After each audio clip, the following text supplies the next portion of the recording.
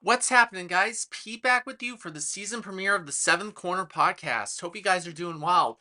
So, of course, we had a soft launch this past summer with episodes about all things Northeastern men's hockey. Today is the season premiere. So, with the season opener and the home opener coming this Saturday against Stonehill, I have an interview with my good friend Joey Maiullari, and he's going to chime in. He'll be a periodic guest throughout the course of this season, the podcast, and on occasional future episodes. But thought I'd bring him in, just get his insight on everything that's happened this past year, the outlook for this year for the Huskies, new players to keep an eye on, returning vets, the future Matthews Arena, of course, with this fall presumably being the final year of Matthews. There's been a lot to talk about. We're going to sort out all that. Predictions of where Northeastern will finally finish in the Hockey East. Predictions on the USCHO standings. Northeastern came in number 18. We're going to see where they're ranked this year and how that's going to factor, finishing above the pairwise and all that. We talk about that. And Joey's just been a great friend of mine over the years, since first meeting him. Well, I first met him at BC. Then our friendship really began at UMass Lowell when I started a Northeastern play up there at the Songa Center. But we're going to talk about that and all things related to Huskies too. And he's just one of the smartest, most dedicated, loyal, passionate fans. I know he says the same about me, but I can say the same about him and just how knowledgeable he is about all things Northeastern hockey. We just have that shared kinship that's really bonded us together as friends. So I'm so stoked to have him on for future episodes. And basically the layout for the future episodes going forward will be upcoming game previews. So with this episode, we're going to touch upon Stonehill a little bit. We're going to do it a little bit a different way. But with the episodes, the layout is going to be a preview of the upcoming game. Before that, we're going to do a recap of the previous match. Then we're going to do an upcoming preview of the next game as well. So that's pretty much going to be the layout for the entire season. And it's just something that I've always wanted to do, and I've always had the layout mapped in my head. Now I'm so stoked to bring it along with you. So without further ado, here's my interview with Joey Maiullari. Absolutely. So for all my listeners out there, I'd like to welcome on Joey Maiullari onto the Seventh Corner podcast. So he'll be joining me sporadically over the course of the season, just to offer some insight on everything going with the Huskies as we kick off the 2024-25 season. So stoked to have you on, Joey. This is awesome. Yeah, I appreciate it. For everyone listening, we met a few years ago at a Northeastern hockey game back in the 2021-2022 season. It was at BC at Conti Forum. I was sitting in the Northeastern student section there at Conti Forum where all the Northeastern fans were together. And Peter was sitting right there, right next to me. We were talking Northeastern hockey for 2 or 3 periods. And then 2 months later, or maybe 3 months later, we're at UMass Lowell, Saugus Arena. And all of a sudden, I look up to my right, and Peter's there. I go up to him and say, "Hey, I remember you." And lo and behold, And that's where our friendship began. Yeah. that's it. We've been tight ever since, Pete. So it's a pleasure being a part of this, and thank you for having me. Absolutely, my pleasure. So let's just get into it right away. And there's been a lot of activity, a lot of departures and a lot of additions to Northeastern roster this year. And of course, I got the chance to sit on the Zoom call for the media day that Northeastern did over the summer. So with all the season ticket holders, and then from Northeastern Hockey Blog as well too. So it's good to everybody's asking questions. And one thing that was also so evident, and I think Coach Keefe touched upon this a bit. I know this is one thing we had discussed is how the defensemen have seemed to have scored more last year too, and to see if that'll carry on more this year. Do you think uh, having defensemen score more is going to be a factor in this year's lineup? I think definitely. I think if you look at that team where, when we were at a height 2, 3 years ago, we had scoring from every single, line, every single part of the ice. And the main thing is when you lose all those guys like Aiden McDonough and Sam Colangelo and now Gunnar Fontaine being gone, you're going to need scoring from everywhere. And I think with the guys they're bringing in a lot of veterans too. I think that's the one thing Northeastern's doing is, regardless of position, they're bringing in guys that have a lot of experience. But I think at the defensive position as well, they lost a lot of guys over the last 2 years. Jaden Struble, Yep. Mm-hmm. obviously losing Jordan Parrish 2 years ago was tough. Whistler losing him a couple years ago was tough. And then he had a great season last year at Vermont. So they have lost a lot of production at each level of the game. So I think defensemen, it's going to be a big part of the game, trying to step up, obviously, and have more scoring there. I think more of the defensemen, we need to see more. Obviously, last year, things did turn out better in the second half of the season. But when Northeastern lost 7 games, I think it was in November, December, and It was January, October to December last year. Yeah. they lost 7 in a row. The defensemen were struggling. There were a lot of deflections. Whitehead couldn't get to all of them. And then they were scoring right up in front. That was at least of the goals that I saw, 30, 40% of them were that. That's something you need to be better with, and I'd hope that's something they're improving upon this year, is just making sure the deflection's out there. Because when you don't have Jordan Harris, who cleaned up every single thing, He did, you know, yeah. effective years, you lose that. That was obviously a big loss not having him last year. Hopefully this year they continue to clean that up. But what do you think you need to see out of the defense? I think obviously the offense is huge, but I want to see more of, like, stepping up, trying to get in the middle of the zone, not letting up, deflections, all that stuff. Obviously, hitting in the corners, that's huge. What do you want to see from the defense? What I would like to see is I'm more curious to see how these freshmen and some of these new acquisitions are going to step up too. Because I mean, it's not just about the veterans. I think it's about the freshmen too, and some of the grad transfers as well, and how they can impact the game too. Because it's sort of one thing to have sort of that veteran presence, that veteran D-up core, but you also want to see the freshmen also sort of contribute and make sure they can get an upper line thing. Maybe if there could be a bottom line thing, or they're just going to fill in for some of the vets if it's like garbage time thing. But you'd like to see how these freshmen can contribute also. Definitely, and that's the thing. Like you said, they're bringing in the freshmen, so they're bringing in some young guys. They're also bringing in some guys that have a lot of experience, like I mentioned, like Jake Boltman, defenseman from Yep. Notre Dame, bringing him in as a grad student is huge. Then I think it was LeMay's coming in as a transfer from Nebraska. So that's the thing, Omaha it was. But they're bringing in a lot of guys that have a lot of experience at juniors, seniors, grad students. That's going to be huge to mold a lot of those young guys, those freshmen they get mentioning. Guys like Jackson Dorrington, who's still on the younger side, right? I think he's only a sophomore now, Dorrington, or is it now he's junior now? He's a junior this year. Dorrington's a junior now, so he's now going to be molding some of those young guys himself. And it's crazy how guys have jumped from being a freshman in my mind now they're juniors. Time just goes quick.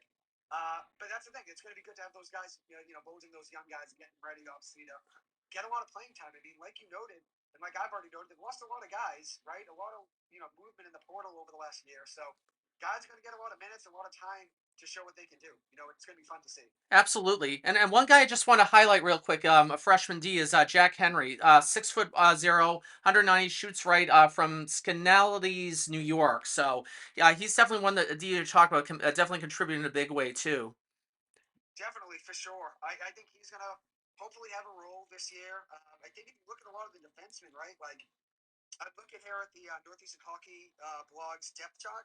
Like, I'm looking at the lines here, and I know this is based on their year, so a lot of them, it's not really based on the depth chart. But I'm looking, and like, they have a lot of vets, like I mentioned. So two defensemen that are grad students and seniors, then four that are juniors, right? Then only one sophomore and two freshmen. So like those two freshmen, they might not get much playing time right away, but their time's going to come at some point, whether it's this Absolutely, year, yeah. whether it's guys get hurt. So Henry's going to get himself a chance, just like the forwards that are young. So I'm excited to see what he can do. I don't really know too much about him. I didn't get to see any of their game from last week, their exhibition game that they won over Quinnipiac. I got to see a couple, the goals, the highlights, but didn't get to watch the game. Did you get to watch it? I did not know. Okay, got you. I saw they had a big win. I mean, that's A obviously 4-2, yeah. 4-2, which was nice to see. And guys like Cam Lunch scoring was great. And Tellier, who's that transfer they got from Quinnipiac, I believe, he scored as well in that game, which is awesome. So it's good to see them get off to a hot start. Hopefully, we start this year better than we did last. But it is a long season. I know last year, by the midway point, we were just hoping for a beatpot win, and they got that. So Yep. your expectations this year being a top 20 team already, and obviously having some guys coming back. So there's a lot of guys coming back. Cam Blanca obviously being one of them. Dylan Raposi now has a year of experience under his belt. Hopefully he gets to the level his brother was at, Justin. And obviously Dylan's had a great start to his career at Northeastern. So I'm excited to see who's the guy, which I know this is your podcast, so I don't want to, direct it into Oh no, go ahead, go ahead. who's the guy you're most excited to watch? I know over the last couple of years, me and you both had different plays we both excited to watch. I know a few years ago, my guy was Cam Lund. And then obviously your guy was Chupani. I know you're a Choops, big fan yep. of his.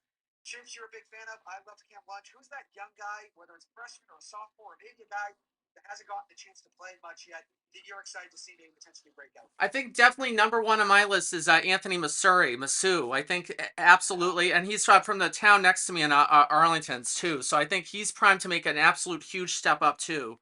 So I think with Masu right here too. Let me just get his stuff right up here. He's a junior forward, 5'8", 170, of course, from Arlington. So I think he's definitely going to contribute, especially in that leadership role that we've been talking about. I definitely love to see him to take the big step. I think he's going to be featured more prominently in some of the lines coming up. So Yeah, He's definitely one, and another one too that I want to sneak in real quick is that I didn't really get to see a whole lot of playing time last year was Billy Norcross. I mean, he's definitely. I mean, he sort of has that little bit of X factor going to, and see what he can contribute. So, I mean, he could be sneaky good this year and could feature in some of the lines. So we'll see where he factors in for the season moving forward. But those are my two Huskies to watch. Yeah, I like the Billy Norcross one. He was the guy I was going to go with.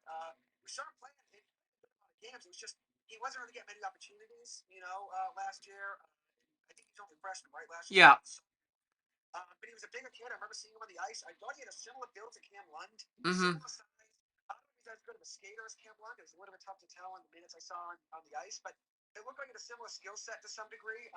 So I'm hoping he is a breakout year. He's the one guy I'm looking at that didn't really play too much last year with a lot of production, but I have high expectations for this year like he. And the other guy for me is Dylan Raskobi. I Yep. think he had a great year last year, and this is a guy that already kind of broke out as a freshman. He was already great, but I want to see him get to that potential that his brother had. I think when you look at that Northeastern team from the last few years, Ritzkovian was a part of every single line that you needed a big goal. He was on the first line. He was the first line power play, first line penalty kill. I want to see his brother Dylan have a similar role in this team. A guy that's basically your do all type of guy, gadget guy that you can put in any part of the lineup and he can succeed. I want to see Dylan Ritzkovian do that this year. He was great last year. Let me see if I can get his stats up from last year. You might have them more funny than I do. Let me see if I can find it. Let's see. I got it here.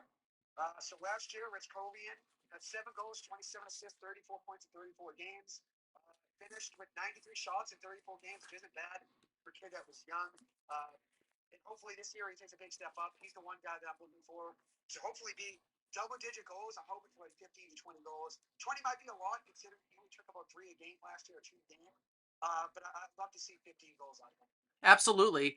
And another thing too that I want to touch on real quickly, the USCHO rankings came out for all the teams after the so after Northeastern's exhibition game. Northeastern came in at number 18. So this is where they factor in to start. The obviously the season starts on Saturday. But one thing I really like to see Northeastern do, and this is one thing that's kind of frustrated me over the especially last year, is their record in non-conference games too, because that factors into the rankings a lot. It's not just the conference ones, but the non-conference ranking too, because we talk about the pairwise a lot too, and I've just become like so immersed that too with all the math surrounding that too. But I definitely think with Northeastern this year, if they can win almost all their non-conference games and perform really well in the conference, I think they'll be in good shape and could jump into the top 10 in the USCHO. But what do you think about that? I completely agree with you. Playing better in non-conference play is huge, especially which this year they do have a kind of tough out-of-conference schedule. Playing Denver at Denver is going to be really tough. And they're raising the banner that night too, out in Denver. Exactly. So they're raising the banner at some point, so they're going to be jacked up the whole start of the season, Denver, just because obviously they won last year. But they're a really good team, and that's an opportunity for Northeastern to show they can compete with those top dogs. I would love just one win in that 2 game set. One win would be huge. Going on the road to Denver early in the season, everybody's healthy for the most part, probably on. So if you could win one of those games, that would be huge. If you look at years past, which last year I think we lost a lot of those games in November and December where they were conference games. We did still lose a lot of conference too, but I know 2 or 3 years ago when it came down to was it 3 years ago when they won that game against Merrimack, the goal by Aiden McDonough to send us to win Oh, we won the the regular season championship. I was there. Yeah, yeah. up in Andover. Yeah, So that was 2021, 2022, I correct. believe. Yeah, yeah. Okay, so that was now almost 3 years ago. So I remember in that season, right? Like Northeastern lost a couple out of conference games they should have won. They lost to UVM on the road, which that's a conference game, but at that point, UVM at that time was I think they were ranked like 60th out of 65 teams, and that killed us in the pairwise. That game, you just circle and you say, "Oh, Northeastern's going to win that game." Tuesday night at UVM, at the Gunnison Fields house in Vermont. I expect them to win that game. They lose that game, then it comes down to the last game of the season to try to win the conference championship. Last year, they were right on the border at one point of potentially making it in as an at-large bid. They need to kind of go in and run the Hockey East tournament. They didn't do that. Every game adds up, is my point. And so I'm hoping this season they start the year harder and can find a way to win one of those games at Denver. That would be huge. They obviously have BU and BC on the schedule. Those are all top 3 teams. So they have a lot in front of them, decent, a lot of opportunity to try to rise in those rankings. But what's one game you're most excited for? I think Denver's just, I guess, the one most people would say just because they won last year. But I'm going to go with the BC game. Northeastern seems to always play BC pretty Yep. tough.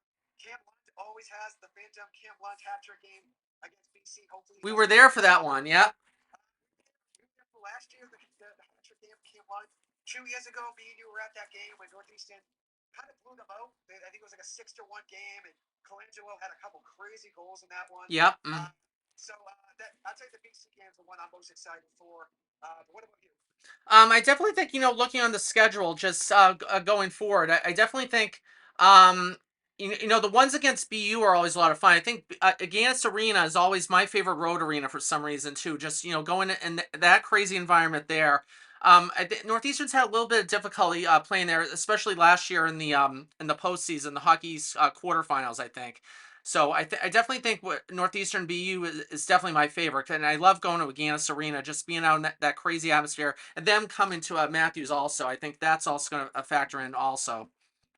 Oh, 100%. I think Agganis is a great place to see a game. I haven't gone to a BC, BU, or Northeastern BU game at Agganis in a while. I used to go to a lot of those when I was younger, but I haven't gone to one probably 5 or so years. So hopefully this year will be the year I catch that game, maybe. But obviously, Agganis Arena is a great place to see a game. I think there's not a bad seat in that arena to see everything. No matter where you are in that arena, you have a great view of the ice. So similar to Funky Forum, there's no bad seat. So Agganis is a great one to pick. I also think some games that are underrated. UNH was really good last year. I think that's a game I'm excited to see this year, seeing that come play. I think they come to Northeastern. When do they come? So November 16th, they're at Northeastern this year on Saturday. Yeah, the home and home. They'll be at UNH on November 15th, and home at Matthews November 16th. That's a game I'm excited for. I watched a lot of UNH games last year. They played obviously Northeastern a few times last year. It might be pretty tough. One of those 3 games they played them, if I remember right. So I'm excited to see UNH play. And then UMaine surprised last year to a lot of people. People have high expectations for them again this year. I'm excited to see them play too. And then my last one, I've already named basically every team for Hockey East. I like the direction of their team.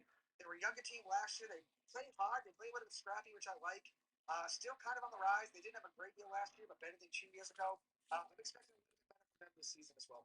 Yeah, because you went up to Gutterson Fieldhouse. What was it, last year? I think you went up, or the year before. It was 2022-2023 season, so just about 2 years ago almost now it'll be. But I saw Northeastern play there. We barely escaped to the win. It was 0-0 at one point for a while. I think Northeastern won that one. I think it was maybe 3-1 or 2-1. But it was close, maybe 2-0. It was a low scoring game. I remember the first goal we had was Riley Hughes. Had a huge goal, a snipe top shelf. Basically from the point on a breakaway. Huge goal. It was awesome. It's great to see him score since he never really got too many shot opportunities. But it was a great environment. Like you had was great 2 years ago, but they built the arena with so many people. There was passion and all the UBM fans, and I love college sports. I love the passion. That's the main thing me and you bonded over was the passion you had for Northeast hockey, like I have, for the team. So I just have a lot of passion for college sports. So it's great seeing them fill the arena. But yeah, they weren't really too skilled of a team in comparison to Northeastern at the time, and BC and BU. But they're getting better, I think. I think they're getting better now, and I think this year should be a better year. Absolutely, and I'm actually going up to Orono on January 31st to see Northeastern play Maine up the Alphon. So I'm staying overnight up there too because they're just playing that one game there at the end of January. So that should be a lot of fun.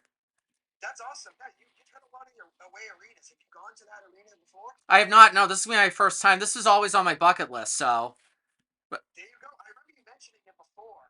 I think it was a few years ago, but you might have had a concert or something. yeah, it's some other scheduling conflict. Yeah, I remember you mentioning, that arena.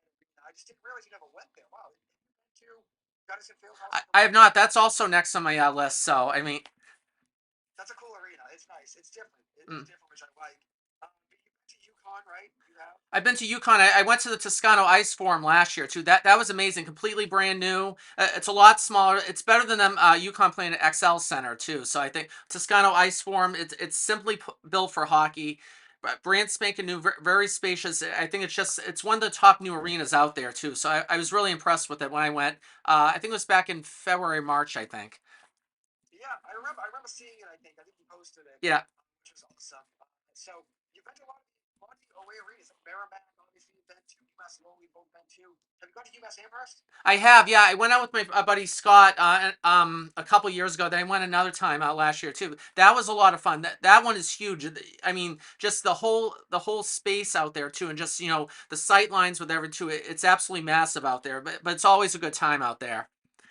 Yeah, It's a trek to get to though. I've never been there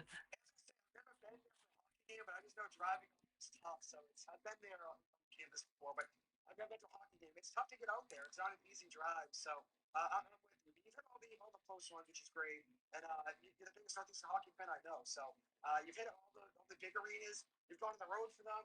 We've gone to the Bean Pot, obviously, which is something that we've just won. It seems like every single year for the last decade, even though it's been I think 5 of the last 6. Yep. It seems like we've won every one for a decade at this point, just because we're so used to making a run at that. Even when BU and BC were both ranked higher last year, finding a way to beat Harvard, in that overtime, which was awesome, and then finding a way to beat BU was just thrilling. So it's been a great run, though. Obviously, over the last decade for Northeastern hockey, it's not been one that's been easy. I was a fan. My sister, Erin, went to Northeastern back when I was in second or third grade. That was her first year there, so I was a fan ever since. And Northeastern was always the afterthought in the Bean Pot, and that's not the case anymore. And I think you got on right at the right time. You were part of the transition to Northeastern becoming a powerhouse in the Bean Pot. I was, yeah. You brought all the support and all the energy, but you were part of that rebuild, building that whole fandom again. Like obviously Northeastern, back when I used to go, there was still a lot of fans. We always built the doghouse, but when Northeastern started winning with Adam Gaudette, like people started buying back into the program. People are traveling on the road to see them like you are. People are going to the Bean Pot to see them play. People, even when they're struggling and losing 7 games in a row like last year, people are still going to see them play, which is awesome. So obviously, things are trending in the right direction for this franchise. So I guess I say franchise, but program, but you know what I mean. Absolutely. And one thing I want to touch on real quick, and this has gotten a lot of press recently, is the future of Matthews Arena. It's definitely been spoken about a lot. I think a student reporter from the Huntington News reported on it that this has been planned for a while. Northeastern's known that Matthews' time is due to come. They're saying that this is going to be the final year, but there's also other people saying that possibly the end of next year will be the final year. But it's looking like this year will be the final year. But I mean, it's sad to see sort of the decline, that the structural issues were quite apparent there. So it was just like, I just want to get though your take on it, and just sort of what the future math is, because we've seen a decline a little bit of some, and the student section up to the right side where I sit was closed off. A lot of people didn't know what was going on. So a lot of people, including myself, season ticket holders, and a lot of the longtime fans are left in the dark. But what's your take on the whole thing, on the end of Matthews coming near? I think you put a lot of it perfectly. I think I've read that this is going to be the final year, and those are some reports. But then there's some things that are going on behind the scenes where people are saying maybe it'll be another year, just because Northeast doesn't really have everything set up for next year, saying where they're going to play. Because I think if they were to build a new one, it probably won't be ready for next season. So there's a lot of questions about the future of the program, where they're going to play. It If would they're take going to at play least 3 years, 3 to 4 years.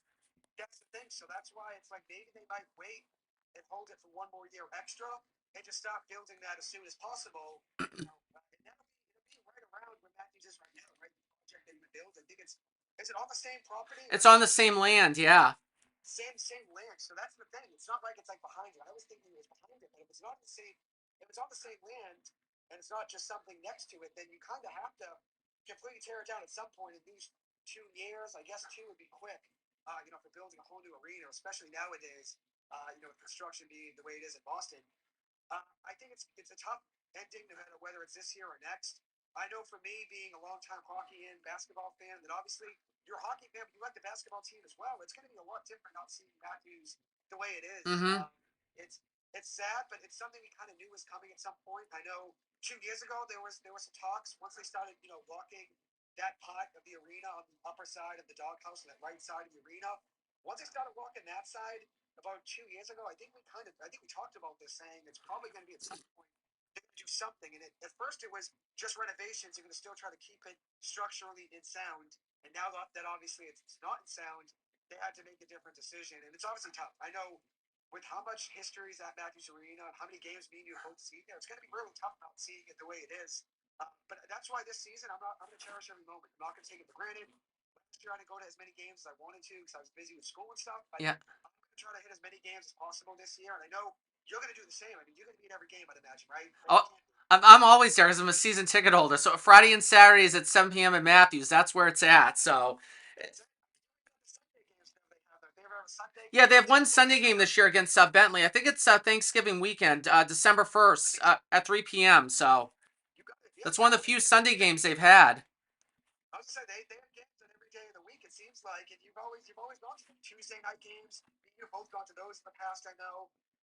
And then obviously the Friday, Saturday, the Monday night being hot. But it's the passion for Northeast hockey is awesome. But with this arena, I mean, when it does get rebuilt, I wonder what it's going to look like on on the new one, right? Because it's going to all everything's going to be new. They'll probably have the same banners and stuff, but you can't call it the oldest arena anymore once it gets knocked down. So it's gonna be tough. What are your thoughts on the new one? I mean, I'm sure this it's sad, but you're also probably excited. I'm excited to see what the new one will look like, but it's also bittersweet.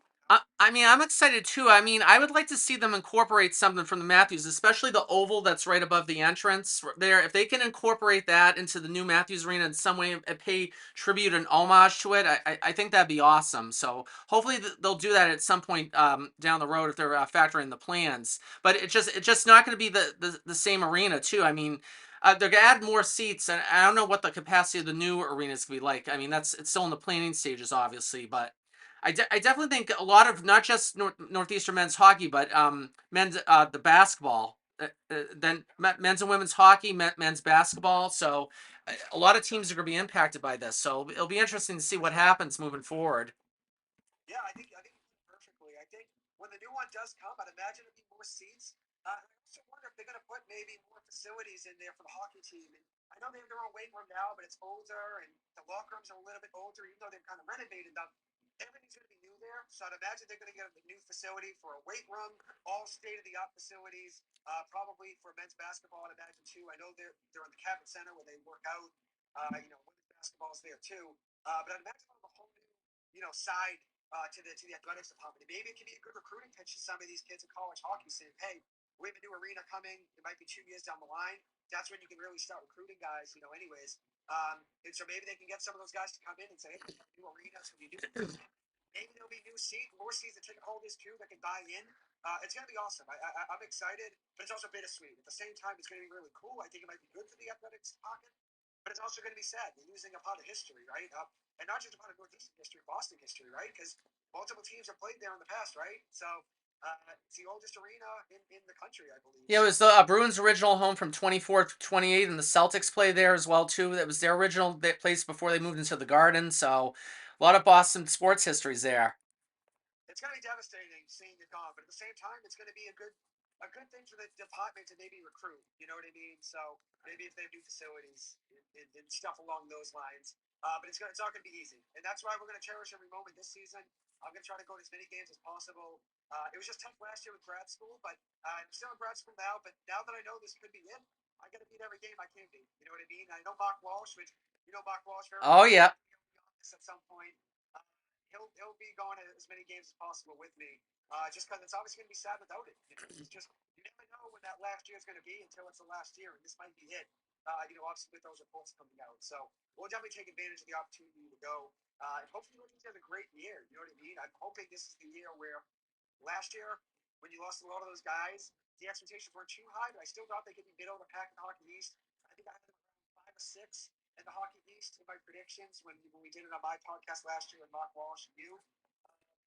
But the standings going to be this year. I'm hoping top four. I'm hoping like fourth. But Mm. and I'm not sure if you've done predictions already yet. But where do you feel that they can fall in line in the Hockey East? I definitely think they're going to be higher. I actually upped my prediction this year. I think last year I had them fifth and sixth, but I have them finishing like fourth too. Especially, I think UMass Lowell's down a little bit this year, if I remember correctly. BC and BU are going to be right at the top, so I definitely think Northeastern could factor heavily into the top four this year. Because I think, and from my perspective, it's not so much where you finish in hockey; it's just the fact that you make the playoffs and just you don't want to be like I mean, to say it this way, you could finish like top four and everything, but you don't want to like finish at the bottom too, because that will also mean you have to go out on the road too. You always want to have that home ice advantage for sure. I definitely think just getting in the postseason, just making your statement from there. So I think from there, I think Northeastern will be much better this year. I think they'll definitely be more disciplined as well too. That was always the thing from prior years. It's just the discipline, staying out of the penalty box. Some of the other like Biagio Lorario, for example, too. It was a great player, but he could not stay out of that darn penalty box. It was always so many roughing calls, against him and whatnot. I mean, but I just think with Northeastern this year, I think they'll be at least top four. So I think fourth is where they'll finish in Hockey East this year. Yeah, that's a great prediction. I think I'm probably in the same boat. I think Northeastern will be right around the same level as what you gained UMass Amherst, Providence. UNH. It's hard to factor in where all those teams are going to finish. I know Merrimack had it down here last year, but that wasn't really expected. I know people had high expectations for them last year, but they kind of fell off. Maybe they bounce back this year. But I'm hoping we're in that second class. And I don't mean that disrespectfully, right? Like BC and BU, right now they're favorites to win it all, and that's rightfully so. But I think Northeast can be in that same category. I think we can compete with them. Obviously, they might be on a different level of expectations because people are expecting them to go to the Frozen Four, BC and BU. That same category as those teams that are right below that, where people expecting high expectations, but maybe not win it all, like Providence, UMass Amherst, UNH, like I already mentioned, UMaine. Northeastern's got to be in that class with them. That second level of the hockey. So you're going to see a third, fourth, fifth, whatever it is, because that's probably what the second level is. Would you agree it's probably BC and BU at the top, and then like a little bit of a gap, and then the rest of those teams? I think so, definitely. I think there's a little bit of gap in between. I think the third and fourth could be like a wild card. So I think anybody can move in those spots. So I just think Northeastern, is always used to being the underdog. I'm sure you know that as well too. So I mean, they can always go in there and just cause a little bit of ruckus too. I think that's sort of the thing about having the target on their back or of sorts. I just think with Northeastern this year, with all the young guns that are coming in too, I mean, they could definitely surprise a lot of people this year. I think you take a look at something like BC's players and BU's players. I mean, obviously they look better on paper, but I think Northeastern say, hey, whoa, wait a minute, come on now. I mean, we got a crew too that knows how to play and knows how to grind on the ice, night in and night out. I think with this year too, especially with this Saturday's game against Stonehill, I think starting off right in the foot, right out of the gate too. I think that they're good.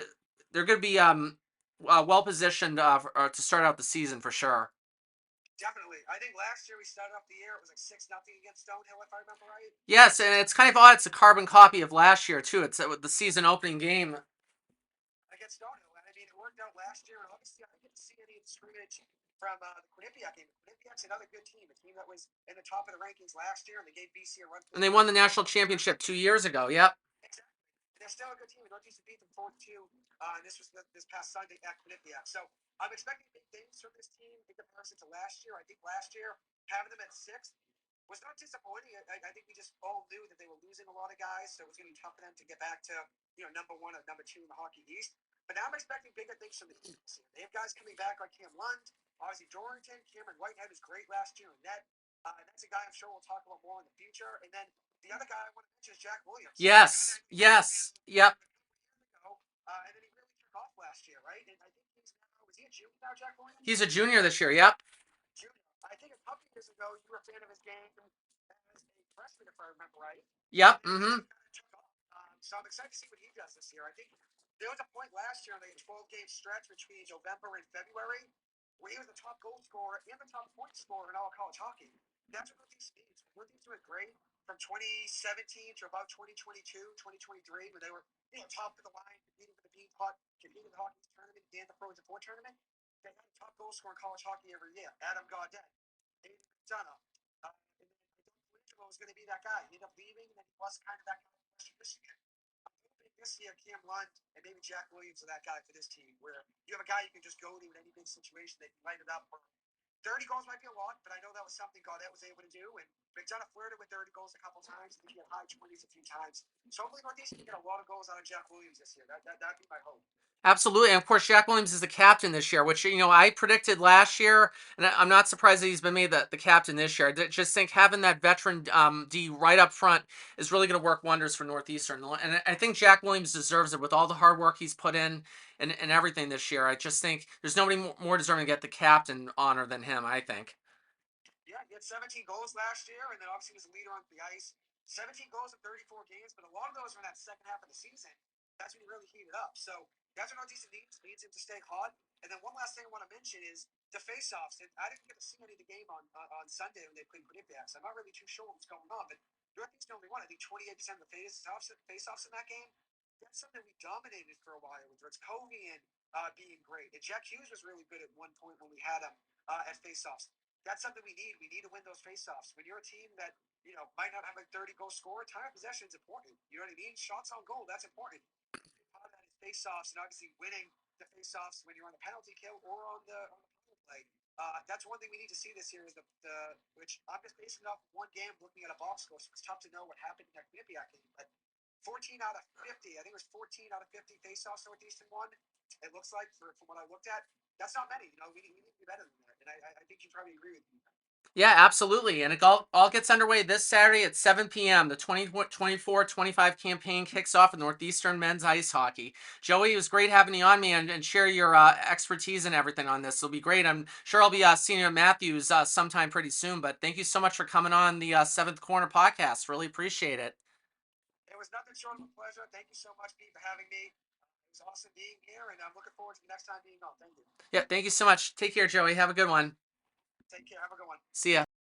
Thanks once again to my good buddy Joey Maiullari for coming on. It was just so awesome to catch up and talk all things Northeastern hockey. So, I mean, he's just such an awesome dude to chat to. If you ever get the chance to see him in person in a game, it's really be well worth it if you chat with them because you're just going to share so much knowledge, passion, enthusiasm. So again, massive thanks to Joey for coming on, and I'd love to have some future guests come on as well too. I would really like to have Mike Davis from Northeastern Hockey Blog come on, share his insight expertise. He's pretty much my bible when it comes to Northeastern hockey. Northeasternhockeyblog.com, and then you can reach out on Twitter as well too and get all the updates as they come in. So massively excited for this, and kicking off the 2024-25 season in style this Saturday, 7 p.m. at Matthews against Stonehill. It should be an awesome time. Thanks once again for tuning in to the Seventh Corner podcast. See you next week.